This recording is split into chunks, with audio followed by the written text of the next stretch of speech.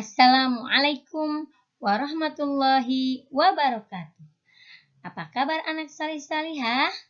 Semoga hari ini kalian sehat walafiat dan tetap semangat. Anak-anak, hari ini kita akan belajar tematik 4, subtema 3, muatan bahasa Indonesia tentang melengkapi kalimat rumpang teks eksplanasi. Tujuan pembelajarannya adalah 1. Siswa mampu mengidentifikasi ciri-ciri kosakata baku pada teks yang dibaca dengan tepat. Yang kedua, siswa mampu menulis informasi penting dari teks eksplanasi yang dibaca dalam bentuk tulisan dan visual dengan kalimat efektif dan kosakata baku dengan sistematis. Anak-anak Bu Guru yang sholih dan sholihah, pada tematik 4 subtema 3, muatan bahasa Indonesia ada pada pembelajaran 1, 3, dan 6.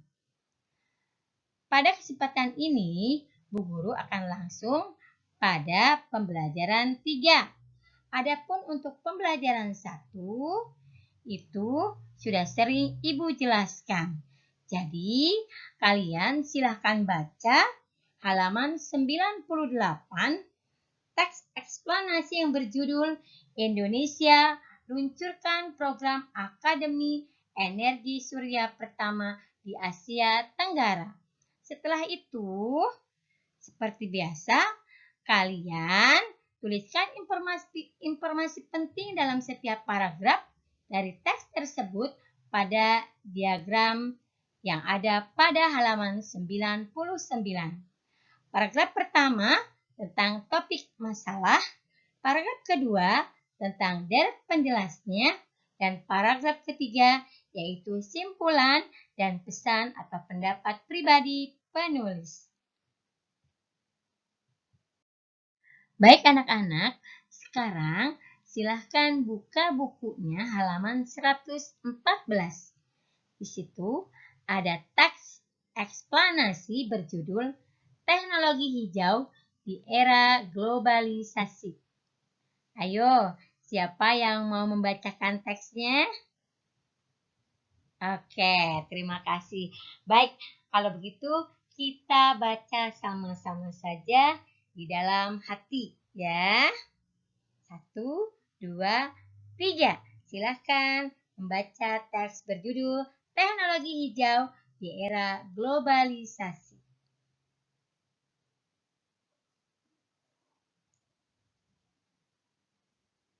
Nah, sekarang kalian perhatikan teks berjudul Teknologi Hijau di Era Globalisasi terdiri dari 3 paragraf. Pada paragraf kedua, di situ ada titik-titik. Artinya, paragraf tersebut ada kalimat yang belum selesai, atau ada kalimat yang hilang, atau ada kalimat yang perlu dilengkapi. Nah, kalimat ini namanya adalah kalimat rumpang. Apa itu kalimat rumpang? Mari dengarkan penjelasan di slide berikutnya. Pengertian kalimat rumpang dan contohnya. Kalimat rumpang adalah bentuk kalimat yang di dalamnya perlu ditambahkan. Bisa karena sengaja dihapus maupun tidak lengkap karena dihilangkan. Kegunaan dari kalimat rumpang itu sendiri adalah untuk mengetes, melatih, menguji, dan menilai keahlian peserta didik dalam berbahasa. Makna lain dari kalimat rumpang itu sendiri adalah kalimat yang perlu disempurnakan, di mana di dalamnya sengaja dibiarkan kosong yang menjadikan kalimat tersebut tidak memenuhi aturan dan terlihat janggal. Contoh, Jenny pergi ke sekolah menggunakan titik-titik bermotor bersama Doni. Kalimat tersebut adalah kalimat rumpang karena ada salah satu kata yang dihilangkan, yaitu kata kendaraan. Apabila kata kendaraan kita masukkan ke dalam kalimat tersebut menjadi Jenny pergi ke sekolah menggunakan kendaraan bermotor bersama Doni. Yang kedua, Ibu titik-titik daging bersama tetangga untuk acara buka bersama di masjid. Kalimat yang kedua, ada kata yang hilang yaitu kata memasak.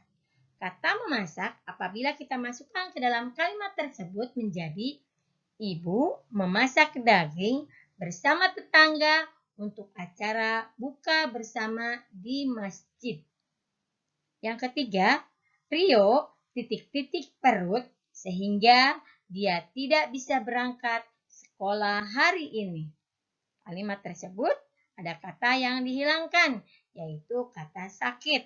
Apabila kata sakit kita masukkan ke dalam kalimat tersebut menjadi Rio sakit perut, sehingga dia tidak bisa berangkat sekolah hari ini. Nah, ini adalah contoh dari kalimat rumpang. Tapi terkadang bukan kata yang dihilangkan, tetapi bisa juga kalimat yang dihilangkan.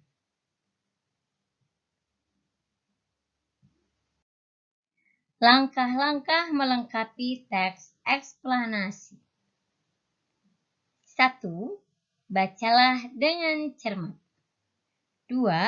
Temukan topik atau permasalahan yang dibahas dalam teks tersebut. 3. Perhatikan sebelum dan sesudah bagian rumpang. 4. Lengkapi bagian rumpang tersebut dengan menghubungkan bagian sebelum dan sesudahnya. Yang kelima, gunakan bahasa Indonesia yang baik dan benar sesuai pedoman ejaan bahasa Indonesia.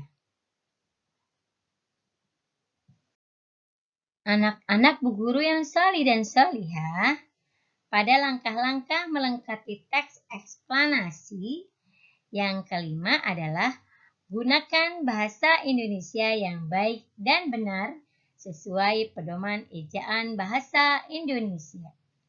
Nah, bahasa yang baik dan benar adalah menggunakan kosakata baku. Pada kesempatan ini, Bu Guru akan mengulang tentang pengertian kosakata baku. Apa itu kosakata baku? Kata-kata baku merupakan kata-kata yang penulisannya sesuai dengan pedoman ejaan bahasa Indonesia. Kata-kata baku digunakan pada acara-acara resmi dan penulisan karya ilmiah.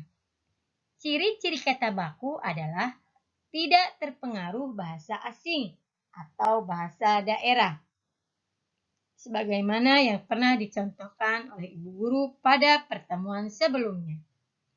Contoh kata baku dan kata tidak baku. Kata tidak baku, zaman. Zaman, kata bakunya adalah zaman. Lobang merupakan kata tidak baku, sedangkan kata bakunya adalah lubang. Tahun, kata tidak baku. Kata bakunya adalah tahun.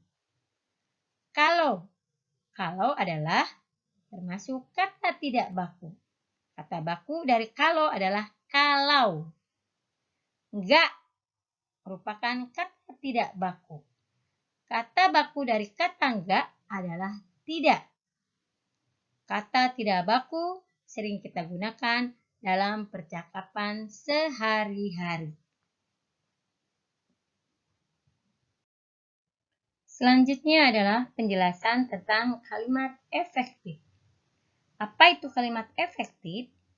Kalimat efektif adalah kalimat yang terdiri atas susunan kata yang sistematis dan menggunakan kata-kata baku. Kalimat efektif harus memenuhi syarat-syarat, yaitu kalimat harus lengkap, logis, singkat, dan jelas. Unsur kalimat lengkap yaitu subjek, predikat atau kata kerja, objek, dan keterangan. Ciri-ciri kalimat efektif. 1. Menggunakan ejaan yang berlaku. Yang kedua, menggunakan struktur bahasa yang tepat. Yang ketiga, memiliki unsur pokok, minimal, subjek, dan predikat. Yang keempat, menggunakan pilihan kata yang tepat sesuai kebutuhan, logis, dan mudah dipahami. Yang kelima, tidak menggunakan dua kata atau lebih yang bermakna sama dalam satu kalimat.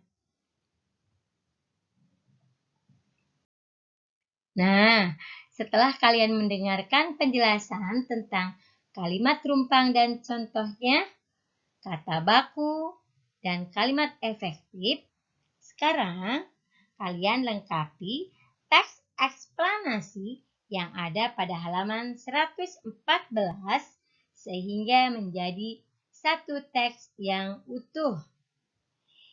Ingat kembali ciri-ciri dari teks eksplanasi. Paragraf 1 merupakan pernyataan umum dari topik masalah yang akan disajikan. Yang kedua, atau paragraf kedua, merupakan deret penjelas berisi fakta, pembuktian, proses dari masalah yang disajikan secara berurutan dan sistematis. Paragraf ketiga merupakan simpulan dan pesan atau kesan penulis tentang topik tersebut. Kamu dapat menggunakan informasi dari teks eksplanasi pada pembelajaran 1 sebagai sumber informasi. Perhatikan penggunaan kosakata baku dan kalimat efektif pada tulisanmu, sehingga teks eksplanasi yang ada pada halaman 114 menjadi satu teks yang utuh dengan menggunakan bahasa yang baik dan benar sesuai pedoman ejaan bahasa Indonesia. Demikian, semoga bermanfaat. Terima kasih. Wassalamualaikum warahmatullahi wabarakatuh.